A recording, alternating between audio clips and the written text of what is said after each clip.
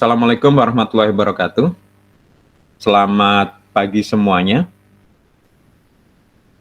Pagi, Pak. Waalaikumsalam warahmatullahi wabarakatuh. Waalaikumsalam warahmatullahi wabarakatuh. Waalaikumsalam. Ya, saya sungguh senang sekali bisa bertemu lagi dengan kalian. Saya sebenarnya senang sekali mengajar bertemu tatap muka kayak gini ya, entah offline maupun online ya, karena dengan mengajar itu saya bisa berkomunikasi dengan sebenarnya ya. Namun ya, untuk memudahkan kalian, saya semester ini membatasi kuliah online hanya 8 kali pertemuan, dan untuk sekali pertemuan online ini saya batasin ya sekitar 1 jam lah, atau maksimal mungkin 1,5 jam, nggak terlalu lama. Meskipun ini kalau 2 SKS ya 1 jam 40 sebenarnya ya. Pokoknya kalau saya rasa cukup ya saya sudah ini untuk membantu kalian ya. Tapi memang paling enak adalah yaitu online seperti ini. Kita bisa bertatap muka, ada kesulitan langsung bisa mengutarakan ya. Kalau menggunakan bahasa tulisan ini kadang nggak tahu ya. Ada yang mungkin dengan rajin menulisnya secara lengkap, ada yang mungkin singkat-singkat dan itu nggak paham ya. Contoh, mungkin kalian sudah tahu sendiri ketika si Eli yang yang merasa sudah mengumpulkan UTS ya, tapi UTS-nya itu ternyata yang disubmit itu punya saya. Begitu kita susah untuk menjelaskan itu ya, kalian mungkin ngikutin sendiri, bahkan saya minta bantuan ketua kelas untuk menjelaskan, karena sudah saya pastikan bahwa yang di submit itu adalah tugas perintah saya, punyanya dia, yang mungkin bukan dia merasa sudah submit tapi bukan punyanya dia. Nah, saya nggak tahu, yang saya tahu adalah itu. Ini contoh betapa di komunikasi saya merasa WA itu susah gitu. Ingin rasanya saya telepon gitu ya. Atau mungkin Eli yang mungkin harusnya inisiatif telepon ke saya kayak gitu mungkin ya. Maka saya pagi ini sungguh senang sekali ya. Pagi ini juga suasananya cerah ya, matahari bersinar ya, meskipun beberapa yang sempat hujan. Jadi terasa segar hari ini, dan insya Allah kita kuliah pagi ini dengan terasa segar. Apalagi materi kali ini adalah mata kuliah pagi ini adalah mata kuliah yang memang butuh kesegaran. Ya, butuh kesegaran ya. Namun teman-teman, sebelum kita mulai, mari kita berdoa terlebih dahulu. Semoga apa yang kita lakukan pagi ini berjalan lancar, tidak ada kendala koneksi internet dan lain-lain ya, gadget dan macam-macam. Dan yang lebih penting lagi adalah kalian mendapat ilmu yang bermanfaat ya. Dengan ilmu bermanfaat itu bisa jadi bekal kalian saat ini, nanti, atau mungkin nanti setelah kalian mungkin bekerja dan berumah tangga mungkin ya. Mari berdoa berkeyakinan masing-masing. Berdoa dimulai.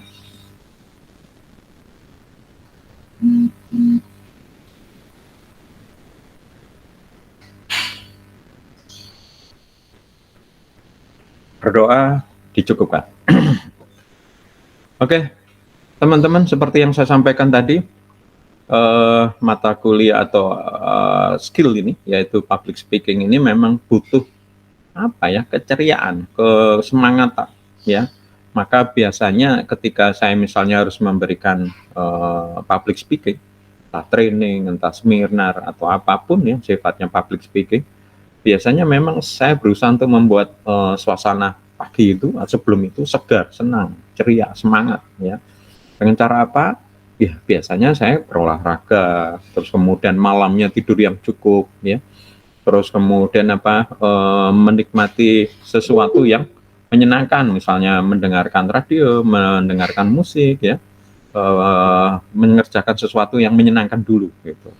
Kenapa? Supaya itu adalah menjadi mood booster ya, mood booster ya. Ini yang kemarin sudah saya lihat tugas kalian luar biasa, apa yang sudah kalian lakukan sudah luar biasa. Memang saya minta langsung kalian melakukan prakteknya, meskipun belum ada pembekalan yang cukup dari saya, tapi saya minta yaitu ya, nanti mungkin ketika nanti harus merekam lagi dengan orang yang lain ya, supaya bisa bergilir, nanti akan kita lihat ya progresnya.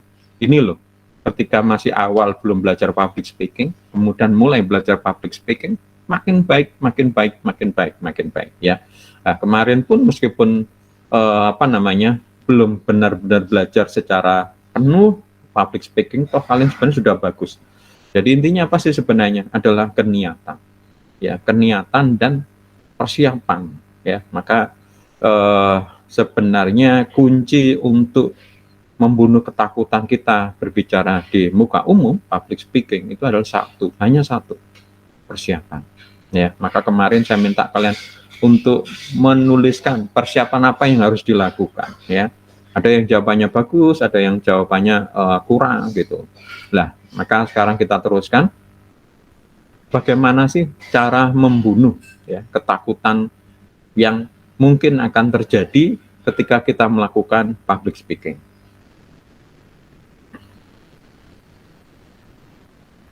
Oh ya, mungkin sebelum saya lanjutkan, mungkin ada yang mau ditanyakan terkait materi-materi sebelumnya.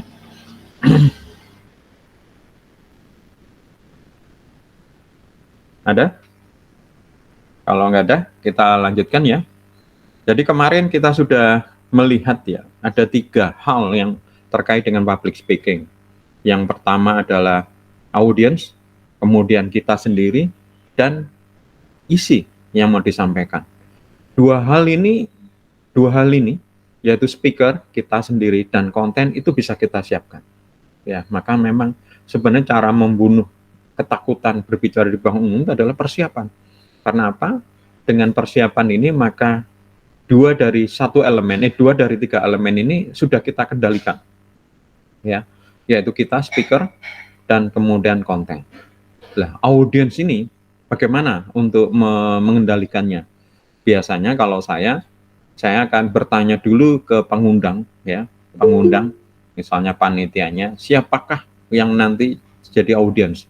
Ini kita harus cari informasi sebanyak-banyaknya. Misalnya contoh, saya memberikan seminar untuk para pengurus koperasi di dinas koperasi para pengurus koperasi di Kota Pasuruan, ya, yang mengundang adalah dinas koperasi. Saya tanya ke panitia, kira-kira berapa orang? Terus kemudian siapakah mereka? Para pengurus ini siapa? Ketua, wakil ketua, kayak gitu. Terus kemudian koperasinya ini bergerak di bidang apa? Ya, kebetulan saya waktu itu memberikan pelatihan tentang digital marketing ya untuk mereka. Ya, nah ini saya kejar ya, sehingga saya sudah menyiapkan kira-kira apa.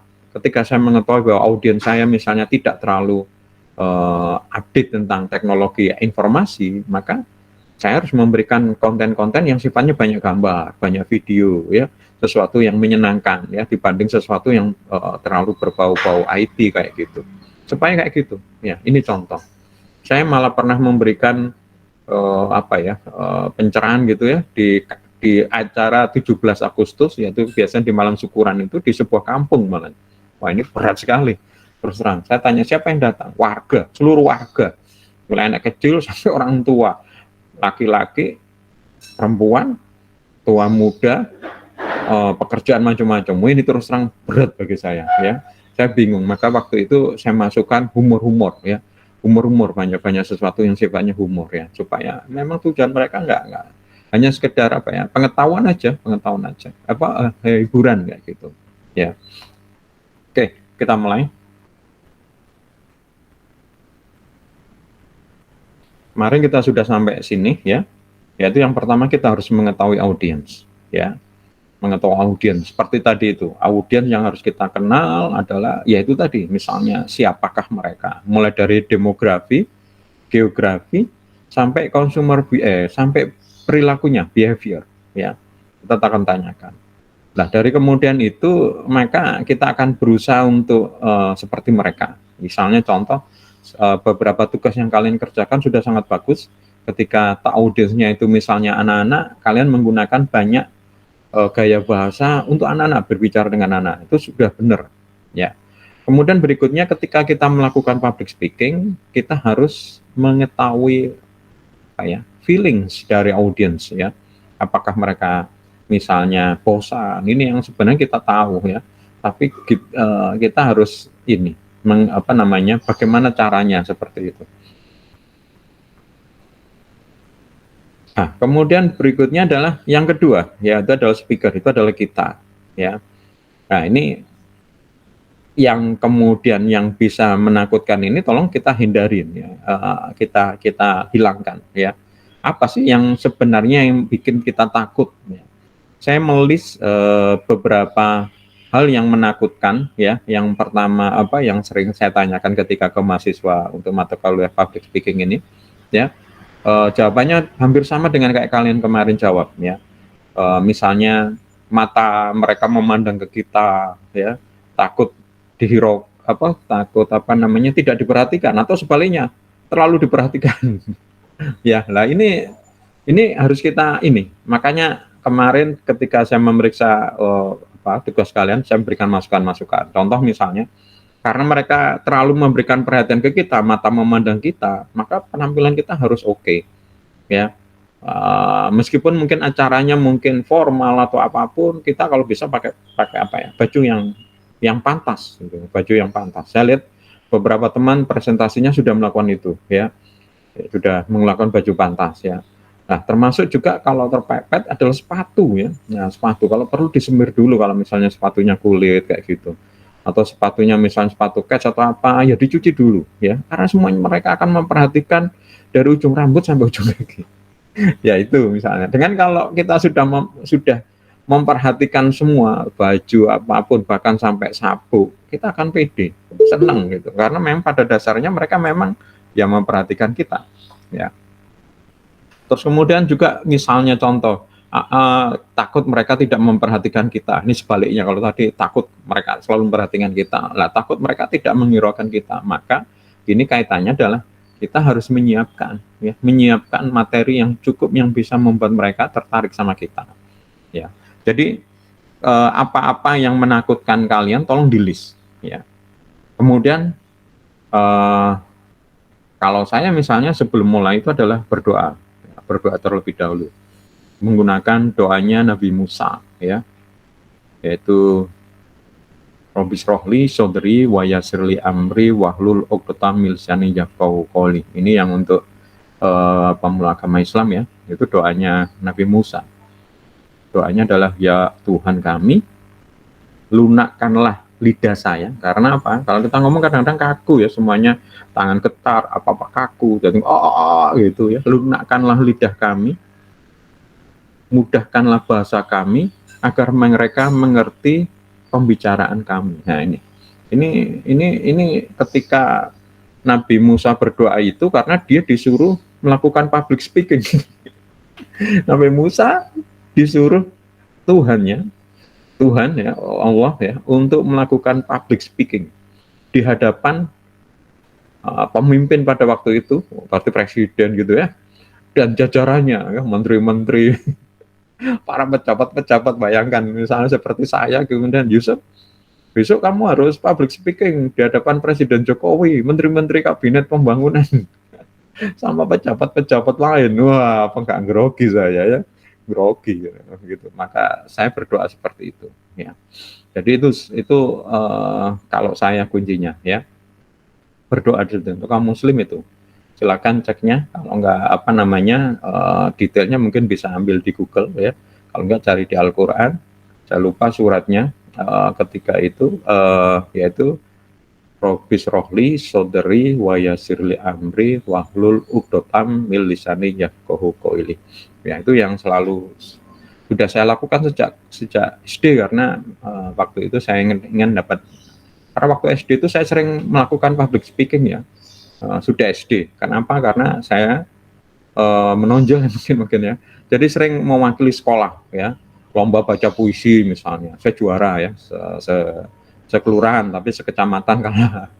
Ya, terus kemudian sering menjadi kayak apa namanya juru bicara cerdas cermat atau apa. Ya, itu sering yang harus berhadapan dengan dilihat banyak orang. Maka saya diberi nasihat sama guru saya untuk seperti itu. Dan itu yang akhirnya saya pegang.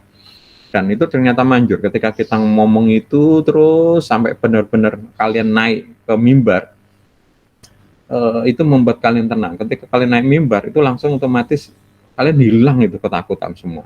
Percayalah, ini it work. Ya. Kemudian berikutnya bisa pemanasan, ya, pemanasan. Ini yang kalau saya ini tidak hanya berkaitan dengan public speaking, ya. Kalau saya berkaitan dengan sesuatu yang menurut saya penting. Misalnya contoh saya mau wawancara ya ketika mencari pekerjaan ya, itu saya warming up ya, tidak hanya warm up tapi lebih dari itu, berolahraga ya, berolahraga seperti tadi itu. Intinya adalah membuat tubuh kita itu segar, membuat tubuh kita bersemangat lah. Salah satu untuk itu adalah berolahraga, karena ketika berolahraga darah akan dipompa lebih cepat, detak jantung lebih dipompa ya. Padahal jantung itu memompa darah itu berisi makanan, sehingga seluruh tubuh termasuk otak itu cukup makanan. Selain itu, tubuh mengeluarkan hormon yang namanya endorfin. Endorfin ini seperti morfin ya. Orang saya nggak tahu ya. Orang kalau katanya mengkonsumsi morfin itu rasanya malah yang senang, happy kayak gitu. Ini bisa kita timbulkan tanpa harus perangsang seperti itu, yaitu dengan berolahraga. Nah, ketika kita berolahraga, semangat, enjoy, senang, sehingga itu terasa. Ya terasa, kita enjoy aja, berhadapan dengan siapapun enjoy. Ya, saya pernah mengikuti sebuah public speaking ya, dilakukan oleh seorang motivator besar di Indonesia.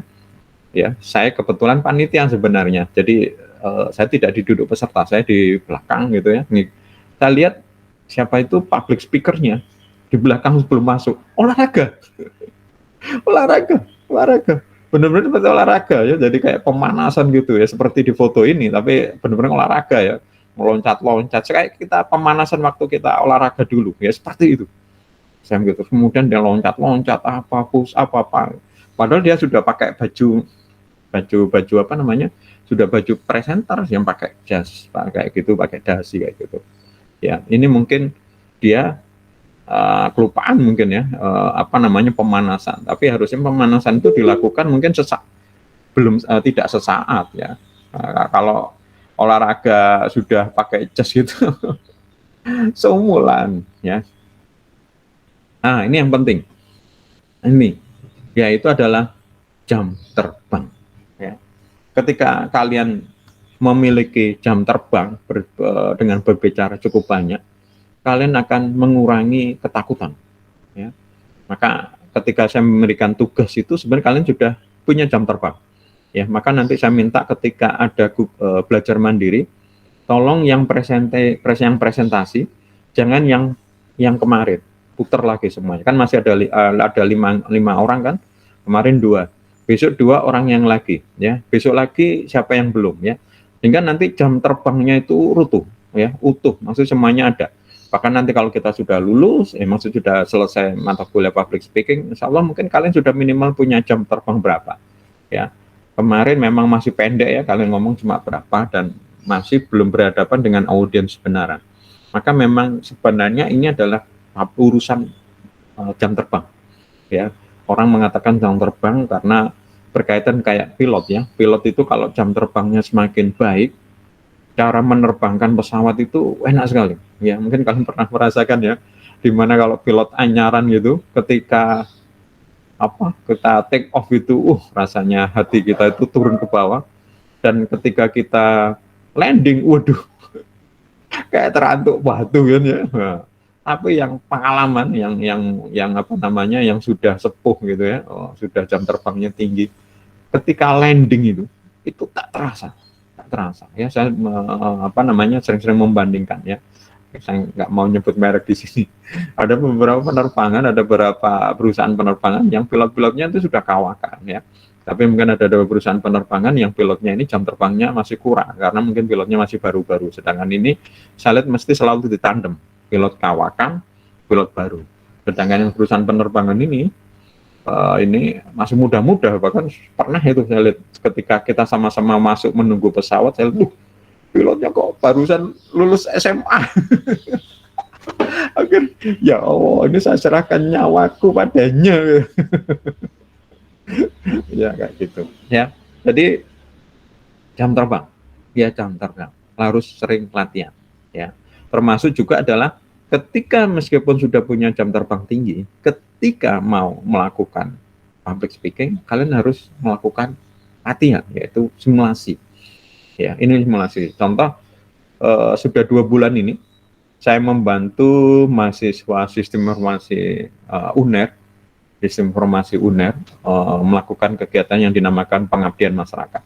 Pengabdian masyarakat ini adalah membimbing para UMKM seluruh Indonesia untuk mengetahui tentang digital marketing.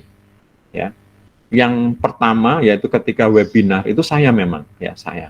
Tapi ketika dilanjutkan dengan workshop, ya workshop tiap minggu, ya yang melakukan presentasi ini mereka sendiri digilir ya di antara panitia.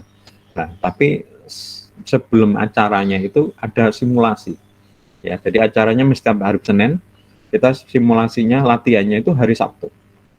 Saya yang membimbing mereka, kurang apa. Sehingga hari Seninnya minimal sudah tidak separah yang terjadi. Ya. Kemudian, ya ini bayangkan aja kalau misalnya kalian sudah melakukan presentasi, sudah melakukan public speaking dan kemudian sukses, ya, gitu, ya. Atau bayangkan kalau misalnya itu kalian berhasil, ya contoh dulu waktu saya SD kelas 5 kalau nggak salah, ikut lomba baca puisi, kelas 5 SD, lomba baca puisi, mewakili sekolah, waktu itu diadu dengan semua sekolah, sekelurahan, ya itu. Wah, waktu itu saya ketika melihat belum giliran ya juga bisa melihat yang lainnya yang mereka melakukan baca puisi itu kok bagus-bagus gitu ya. Saya kemudian membayangkan bagaimana kalau saya juga berhasil seperti dia gitu.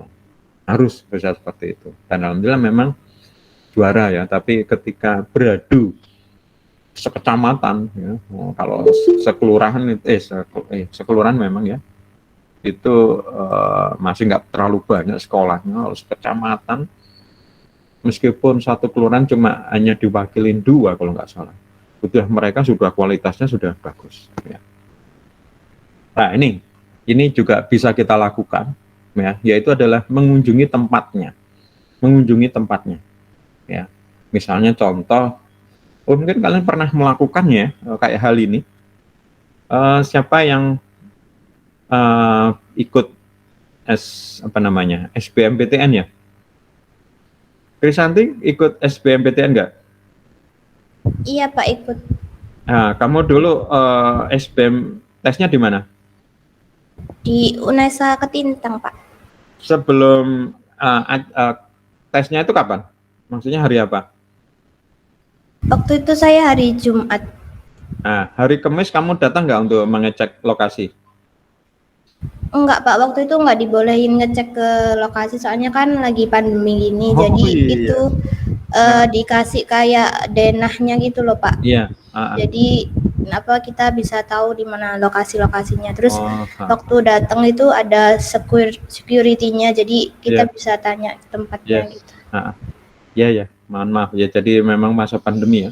Mungkin yang tidak pandemi seperti saya atau mungkin senior kalian, biasanya 1 hari sebelum hari tes itu biasanya kita datang ke sana untuk ngecek lokasi. Pertama tidak sampai supaya kita tersesat ya, apalagi kalau misalnya bukan Stikom, misalnya kayak Unesa, UNER, ITS itu kan kampusnya besar sekali ya. Kalau Stikom kan cuma 2 gedung misalnya. Nah itu supaya nggak tersesat aja ya, sehingga kita tiba di sana itu nggak habis waktunya untuk nyari-nyari dulu. Jadi kita tenang itu. Kemudian yang kedua, kita sudah berusaha untuk mengetahui suasana lingkungannya seperti apa ya. Jadi sama dengan ketika kita public speaking ini, kita mau kemana, misalnya presentasi kemana. Kalau masih memungkinkan ya, kalau misalnya kemarin saya memberikan public speaking di Pasuruan ya, saya tidak bisa melihat, tetapi bisa diakalin kita datang lebih awal ya, bisa kita datang lebih awal. Bahkan misalnya contoh, saya pernah memberikan public speaking di Solo kalau nggak salah ya, di Solo. Saya datang malam sebelumnya. Nah ini kalau memungkinkan malam itu kita mungkin ngecek ya, meskipun mungkin nggak seperti realnya kayak gitu. Termasuk juga dulu ya, sama tim misalnya saya pernah juga di Jakarta itu, saya datang sebelumnya, saya lihat ruang kualitas audionya bagaimana, gema nggak gitu. Ya ini contoh membuat kita ini ternyata misalnya sound system jelek, suaranya gema, mungkin kita harus suara lebih keras lagi, mungkin harus berdiri, berjalan ke sana kemari seperti itu ya. Contoh presentasi yang dilakukan oleh beberapa teman kalian lakukan dengan duduk misalnya, nah, itu nggak tepat sebenarnya. Kalau minimal berdiri ya. Bahkan kalau bisa ketika audiensnya luas, kalian harus memang berjalan, nggak boleh hanya berhenti di satu tempat, berjalan. Karena apa? Supaya kita bisa melihat ya, mata mereka juga bisa melihat mata kita lebih dekat kepada audiens ya. Karena kan yang dekat-dekat mungkin bisa, tapi yang jauh-jauh kan kelihatan kecil, lah, maka kita harus jalan ya. Gitu. Kemudian adalah melakukan simulasi ya, melakukan simulasi, yaitu mencoba untuk melakukan beberapa skenario. Misalnya contoh, nanti pembukaannya awalnya itu saya harus melakukan apa? Oh, saya memberikan cerita anekdot misalnya. Oh, saya mulai dengan humor. Humornya apa? Oh, saya mau menceritakan tentang pengalaman saya. Oh, apa? Itu sudah. Terus kemudian saya berdiri di sini mungkin akan memberikan permainan. Di sini kemudian, nah ini semuanya sudah kita rencanakan. Ya, kita rencanakan. Maka memang penting persiapan lah. Di dalam persiapan itu salah satunya adalah merencanakan skenario ya. Saya lihat yang presentasi kemarin, saya lihat kalian sebagian besar atau mungkin sebagian itu masih membaca teks, ya itu benar memang skenario, tetapi harusnya skenario itu dihafal bukan dibaca. Ya memang kebetulan kemarin memang ya kayak gitu ya, tapi memang saya membayangkan coba kalian seakan-akan itu berada dengan audiens, kalau perlu undang kakak, adik, tetangga, teman kampung, seakan-akan jadi audiens ya, kayak gitu ya. Kurang apa ya, ini memang untuk kalian bukan untuk nilai sebenarnya. Kan saya bilang itu jam terbang ya. Kalau ketika kalian tidak berhadapan dengan audiens, hanya cuma berhadapan dengan kamera ya mungkin kalian pede aja, tapi ketika melawan audiens, apalagi audiens semakin banyak, nah ini yang kemudian ada ketakutan tersendiri, saya sanggup nggak gitu ya.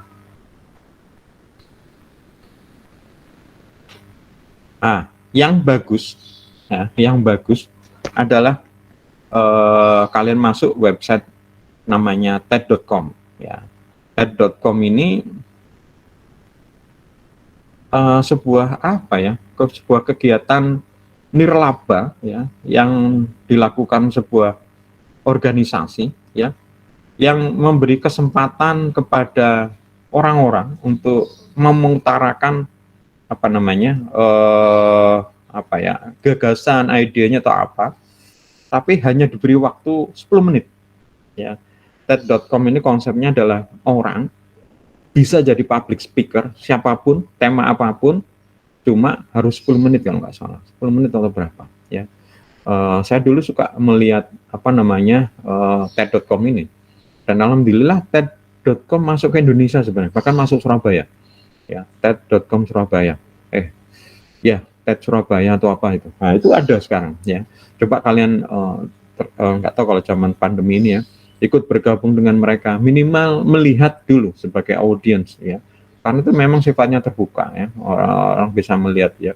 Nah ini contoh yang makanya kemarin saya ngomong coba lihat TED.com ya, meskipun TED.com itu lebih ke arah ke arah fun sebenarnya, ke arah hiburan ya, karena presentasi dengan dibatasin 10 menit ya, mungkin kecuali temanya kecil banget ya, itu mungkin cukup, tapi kalau untuk yang dalam nggak cukup ya.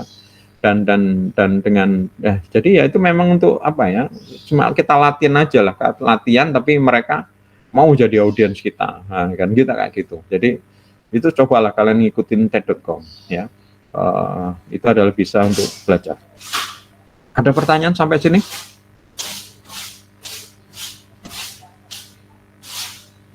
Ada pertanyaan sampai sini?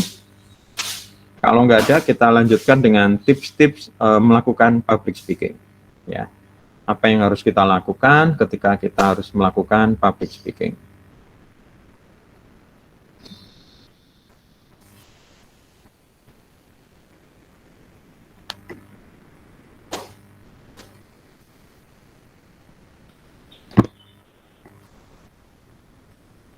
Ya. Yang pertama adalah kita harus mengetahui apa yang kita sampaikan. Ya. mengetahui apa yang kita sampaikan. Kita harus apa namanya ahlinya di sini. Ya, makanya kemarin saya minta di bab 1 itu kalian menjelaskan tentang bagaimana cara mengatasinya. Berarti kalian harus ahlinya di situ gampangannya. Ya. Jadi misalnya saya minta misalnya kalian menjelaskan kepada anak-anak yang takut sama serangga misalnya, atau orang lah, mungkin ya ada yang tua ya. Nah, ini berarti anggap aja kalian menguasai itu, ya menguasai itu. Maka kalian harus mengetahui apa sih yang menyebabkan mereka takut pada serangga, kenapa kok serangga itu bagi orang lain itu membuat takut dan macam-macam. Nah, kita harus caranya kayak itu. Jadi seakan-akan kalian mungkin saat jadi psikiater atau psikolog atau apa. Ya. Maka ini yang pertama adalah menguasai, ya, menguasai. Nah, maka ketika kalian diminta untuk memberikan ini, maka kalian harus mempelajarin, ya, mempelajarin yang terkait apa yang mau disampaikan. Kalau kalian tidak tahu, terus kemudian disuruh ngomong itu, ya pasti ya bingung ya. Maka ketika kalian diminta untuk menyampaikan sesuatu, ketika misalnya contoh kayak kemarin itu ya kan kalian sudah saya tentukan untuk menjelaskan bagaimana cara mengatasi ketakutan yang kemarin itu, ya kalian misalnya pilih sesuatu yang mungkin apa yang menarik ya. Contoh misalnya kalian pernah tahu ada seorang teman yang juga mengalami ketakutan seperti itu, mungkin bisa diangkat ya, sebagai awal, sebagai getting attention-nya ya. Kemudian berikutnya adalah ketahui lebih banyak daripada yang akan disampaikan. Ya, jadi misalnya contoh begini, ini penting ya. Ketika misalnya kalian disuruh ngomong di TED.com itu misalnya 10 menit, ya, 10 menit. Kalian sebenarnya punya bahan yang bisa disampaikan selama 1 jam. Ya, itu lebih baik ya, daripada kalian misalnya harus ngomong 10 menit, kalian yang bisa disampaikan cuma 5 menit. Nah, ini berat ini. Ya, ini kasus yang sekarang saya bimbing untuk mahasiswa SI, Sistem Informasi UNER, ketika memberikan workshop digital marketing. Waktu presentasi mereka itu 30 menit, tapi seringkali ngomong mereka cuma 15 menit selesai. Bahkan kemarin materi yang terakhir itu mereka cuma ngomong 10 menit. Loh, 10 menit selesai gitu loh.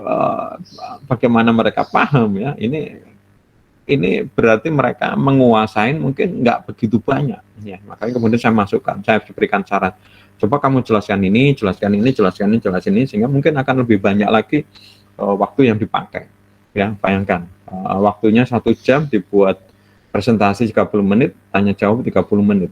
Kalau bisa sebenarnya lebih daripada itu, karena biasanya justru tanya jawab itu kalau di Indonesia nggak terlalu banyak sebenarnya ya, kecuali memang sesuatu itu sangat khusus bagi mereka. Tapi kalau apalagi yang baru, ada yang mau ditanyakan, hampir nggak ada yang bertanya, maka harusnya memang presentasinya harus cukup panjang ya. Jadi kalian harus mengetahui lebih banyak. Ketika kemarin misalnya, ketika kalian harus menjelaskan tentang ketakutan ketinggian, kalian jangan hanya membaca 1 artikel tentang ketakutan atas ketinggian, mungkin banyak artikel ya, dan mungkin ada sebagian yang mungkin isinya sama, tetapi ini kan sambil melengkapi, menambah kita yang mungkin disampaikan mungkin nggak semua ya, berapa ya. Nah itu ya, belajarlah apa namanya untuk menyiapkan materinya itu, yaitu dengan mengetahui lebih banyak yang mau akan disampaikan. Nah, kita bisa menggunakan anekdot. Apa itu, Rehan, anekdot itu?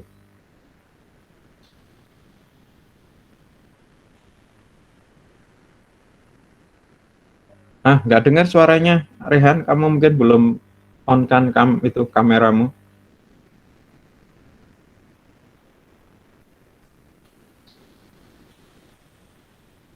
Rehan G. Ramadan. Iya Pak. Ya, apa itu anekdot?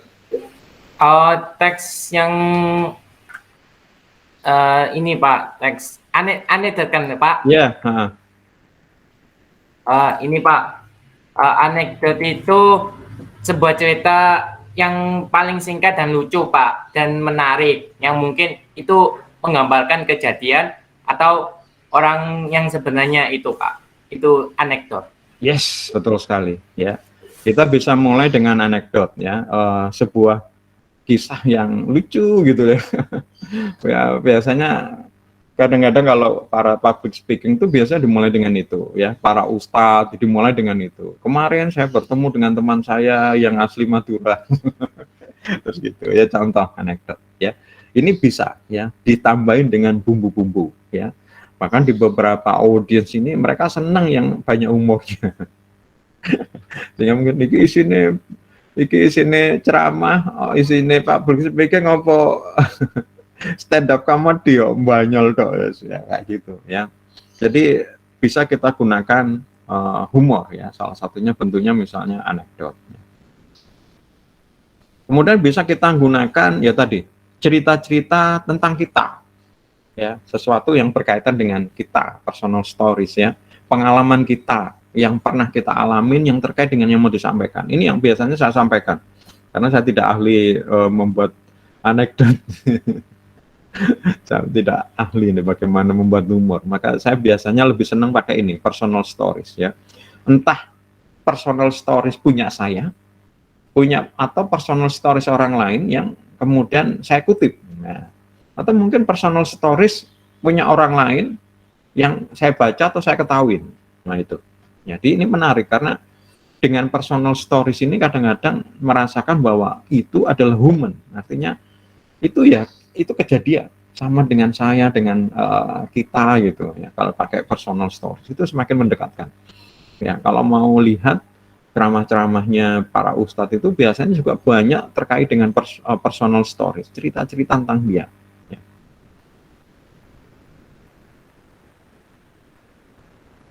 Berikutnya bisa menggunakan bahasa percakapan, ya, dimulai dengan bahasa gaul ya.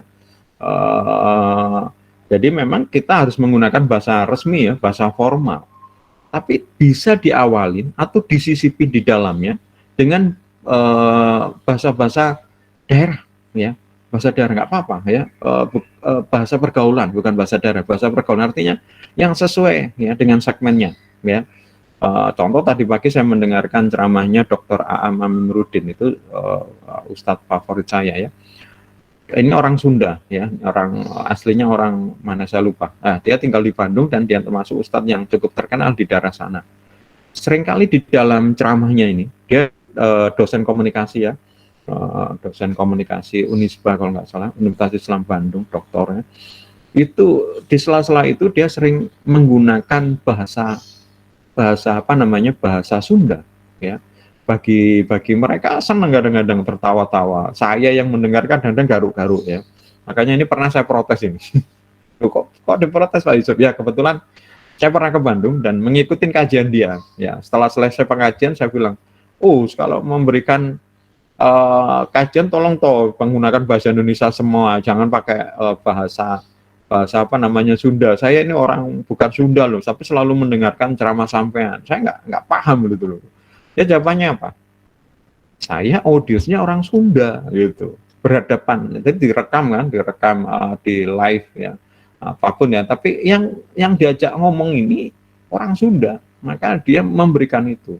Dia malah ngomong gini, coba lihat para ustadz-ustadz kiai di Jawa Timur, mereka juga pasti akan menggunakan bahasa yang terkait dengan Jawa Timur. Orang di luar Jawa Timur nggak akan paham juga gitu. Ya, kemudian saya tersenyum, betul, kebetulan saya memang orang komunikasi, saya tahu ya itu. Cuma memang saya kepingin ikut tertawa. Ya itu mesti pas bahasa daerah itu mesti tertawa. Ini pasti humornya di situ. Lah saya nggak tahu malah. Ya.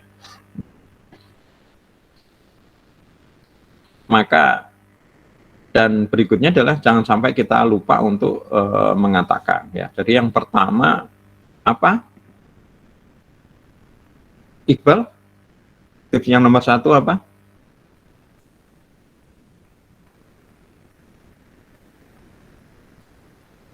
Saya Pak mungkin bisa jawab Pak. Iya, Rehan. Yang pertama tadi itu mengetahui materinya itu Pak. Jadi know your material Pak. Yang pertama. Yes, betul ya. Jadi tips yang nomor satu adalah menguasai bahan. Termasuk bahan-bahan tambahan ya, bahan materi yang kita bicarakan harus lebih banyak. Kemudian kita tambahkan hal-hal yang terkait itu, entah leluconnya, entah personal storiesnya, tentang sesuatu yang mungkin kecil-kecil, remeh-temeh, detail-detail. Kadang-kadang itu menjadi pertanyaan ya. Kayak kemarin, tadi malam, ketika disampaikan ya banyak orang yang kadang-kadang bertanya yang itu bukan di materinya. Misalnya bertanya kemarin kan tentang digital marketing misalnya kalau nanti saya pasang iklan di Google itu saya bayarnya pakai apa gitu ya. Nah ini harusnya juga harus ketahui juga ya gitu. Jadi ini juga harus mengetahui. Oke, kita lanjutkan. Yang kedua, latihan ya, latihan. latihan ya. Apa istilah saya tadi adalah jam terbang ya. Orang barat bilang practice makes perfect ya. Sesuatu yang kita akan melakukan berulang-ulang, semakin kita latihan akan semakin bagus. Nah ini makanya harus melakukan banyak praktek ya. Sayangnya atau mungkin untungnya ya, karena dulu ketika saya mengajar public speaking ini latihannya di kelas ya, di kelas itu ya tentu nggak banyak karena waktunya juga terbatas ya. Nah sekarang dengan zaman online seperti ini ada kesempatan minimal sudah kemarin 2 kali 9 ya, ada 9 kelompok, sudah 18 orang dari sekitar mahasiswa 30-40an ya, sudah ada 20 orang ya, 9 kali 2 ya 18 ya, sudah 20 orang, sudah separuh. Nah coba kalau misalnya yang kuliah offline mungkin cuma hanya praktek di depan itu cuma mungkin 2-3 orang. Nah ini mungkin ya ada untung ada ruginya. Nah cuma saya minta nanti ketika saya minta kalian melakukan presentasi lagi, tugas presentasi lagi, tolong diperhatikan bahwa kalian lakukan seakan-akan kalian bicara secara offline di hadapan banyak orang. Ya karena saya masih melihat ada beberapa seakan-akan kayak gini kuliah online, jadi duduk terus menghadap itu enggak ya. Meskipun sudah banyak yang melakukannya seperti yang saya minta ya. Berdiri kayak gitu ya, cuma gitu. Itu sudah sampinginnya. Jadi kita sekarang kuliah ini selain kita mengetahui ilmunya, sudah mulai mengumpulkan jam terbang ya, terlatih. Nah, kita bisa berpraktek dengan menggunakan alat ya, menggunakan alat ya. Apa contohnya? Misalnya contoh ketika misalnya di tempat itu luas ya, harus menggunakan sound system misalnya mic ya, mungkin kalian latihan dengan mic ya. Tapi kalau misalnya cukup kecil gitu ya nggak perlu. Tapi kalian sudah praktek, sudah menggunakan alat, misalnya contoh menggunakan PowerPoint ya. Nah ini yang kemarin belum ada saya lihat, tapi nggak apa-apa, memang mungkin kalau TED memang nggak boleh pakai PowerPoint ya. Nah, tapi sekarang TED yang baru sudah boleh pakai PowerPoint ya. Maksudnya kalian sudah latihan, sudah menggunakan alat ya. Jadi seperti saya kayak gini lah gampangannya ya. Jadi PowerPoint-nya itu untuk saya yang kemudian disampaikan ke mereka, bukan PowerPoint yang harus dibaca ya. PowerPoint hanya untuk jadi apa ya, untuk jadi kayak skenario. Oh iya, aku ngomong ini setelah ini, ngomong ini. Makanya sebenarnya PowerPoint itu adalah namanya PowerPoint, maka poin-poinnya aja yang dimasukkan, bukan copy paste dari modul kita masukkan di PowerPoint, sehingga kesannya adalah kita membaca. Padahal ketika ditunjukkan kepada audiens, mereka juga membaca. Nah, mereka membaca, kita membaca, mana yang lebih cepat mereka baca? Mana yang lebih cepat bacanya? Ya mereka, ya, karena mereka baca dalam hati, kita bacanya dengan suara. Mereka ketika membaca, mereka tidak mendengarkan apa yang kita sampaikan, ya. Mereka membaca sampai habis. Ketika mereka sudah paham apa yang dibaca, kemudian mereka malah tidak memperhatikan kita, karena mereka sudah merasa cukup paham apa yang akan disampaikan ini. Maka sebenarnya PowerPoint itu hanya poinnya, penjelasan adalah di otak kita, ya, semuanya disampaikan. Jadi mereka mungkin melihat PowerPoint, tapi nggak paham kalau mereka tidak menunggu penjelasan dari kita, ya. Jadi pakailah alat sekalian latihannya. Kalau sekarang mungkin pakai PowerPoint misalnya. Jadi kalian berdiri, kemudian misalnya ada laptop gitu ditolehkan gitu, direkamnya pakai HP misalnya, direkamnya pakai HP, tapi kalian seakan-akan kayak presenter ya. Nah, presenternya menggunakan laptop lah. Laptop ini PowerPoint-nya itu. Jadi kalian tetap harus melihat kamera ya, bukan melihat PowerPoint atau melihat laptop.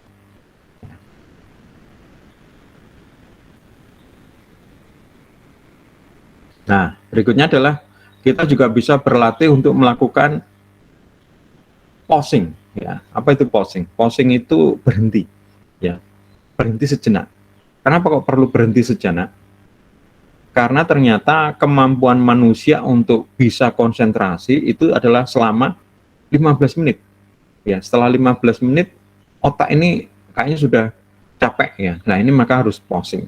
Pausing itu bisa nanti kita belajar ya, salah satunya misalnya dengan menggunakan humor, bisa menggunakan interaksi gitu ya.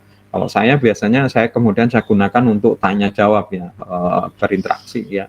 Nah, ketika berinteraksi otak itu kayak didinginkan ya, kayak misalnya ada mobil, ada radiator gitu didinginkan dulu, bisa dipakai lagi. Nah, seperti itu. Nah, kemudian juga bisa untuk bernafas ya, misalnya saat audiens tadi, misalnya saya tadi tanya misalnya dijawab sama Rehan, nah ketika Rehan ngomong saya diem lah, ini saya gunakan untuk mengumpulkan tenaga lagi untuk bernafas seperti itu. Ya.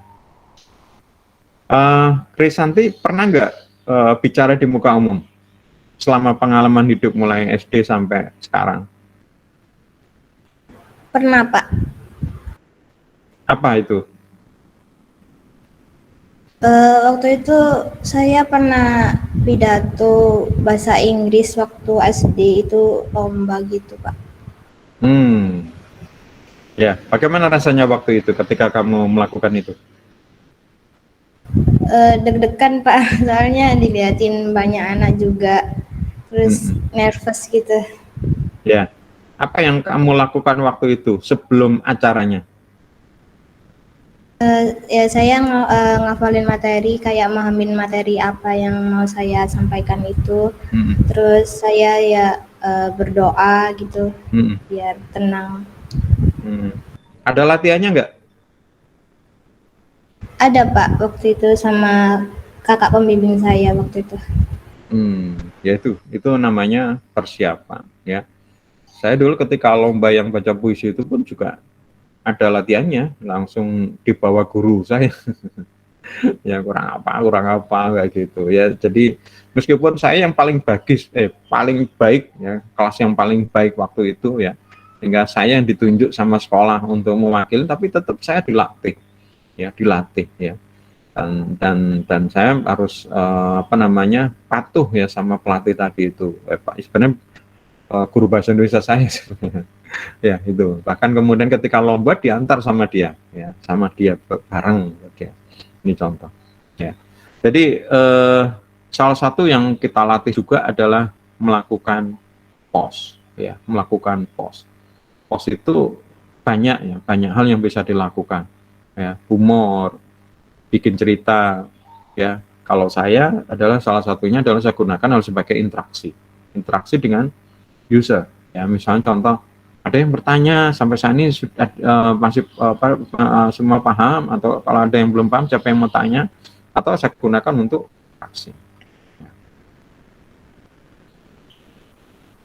Oke, berarti tips yang kedua apa, Renata? Kenapa kamu gak on cam juga, Kamu pakai data juga, ketua kelas? Iya, Pak, saya pakai data. Loh, kenapa pakai data? Soalnya nggak ada wifi di rumah. Oh gitu, ya. Nomor 2 apa, tadi tips nomor 2? Iya, Pak. Tips nomor 2 tadi apa, Mohon maaf, tadi saya lagi ngasih makan kucing saya, Pak.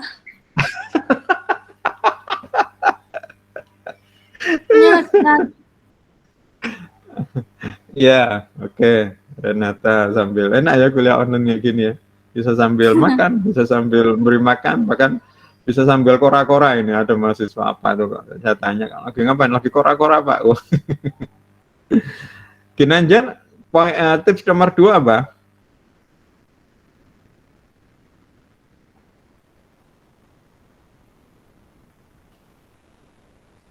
Tuh, Pak diam.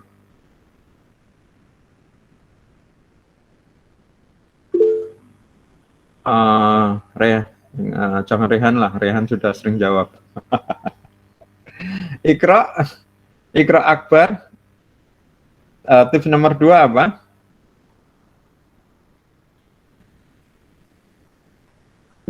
Nama Pak? Tips nomor 2 apa, Ikra?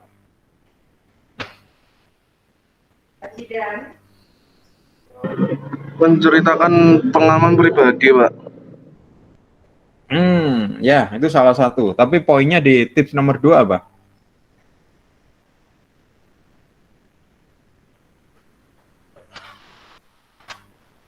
Apa?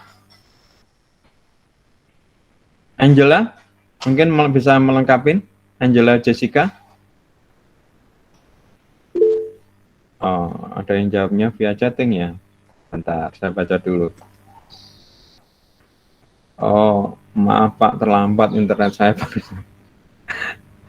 Ya. Pak, saya izin menjawab boleh? Ya, ya, monggo. yang Siapa ini? Jennifer. Ya, latihan sama latihan untuk ngepausing dan ngatur. Yes, betul Ya, sekali. Ya, tips nomor 2 adalah praktis, ya. Latihan. Ya. Tips nomor 1 apa, Rehan?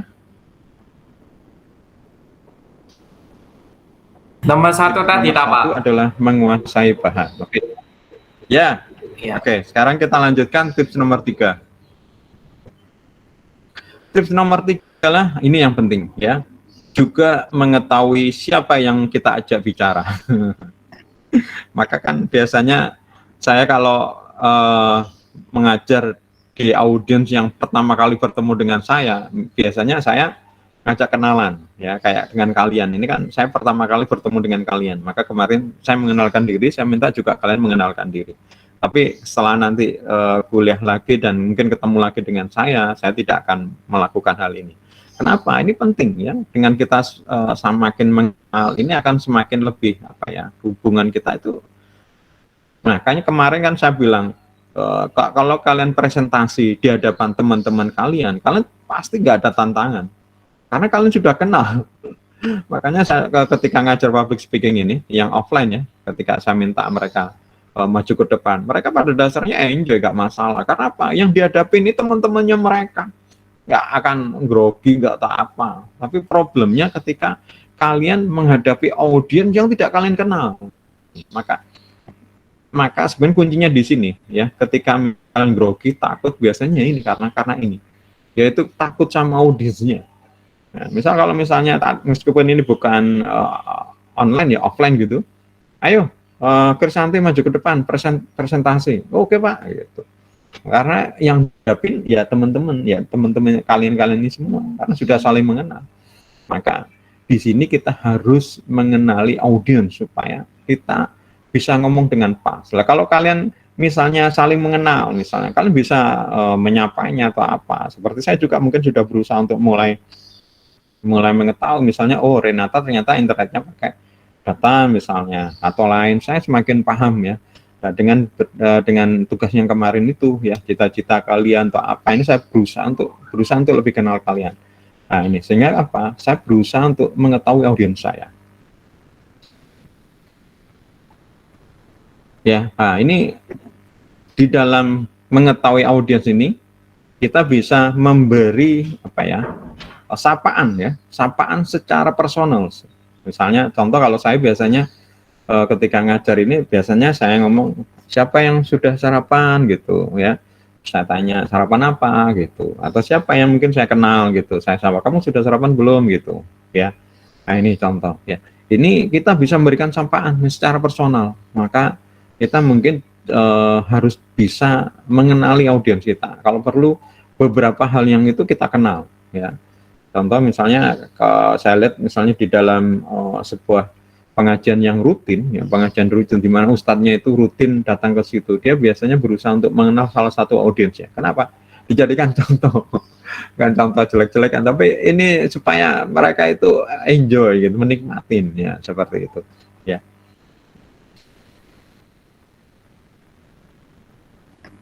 Lah, maka memang paling enak memang kalau kita diminta melakukan public speaking kalau memang orang yang kita kenal.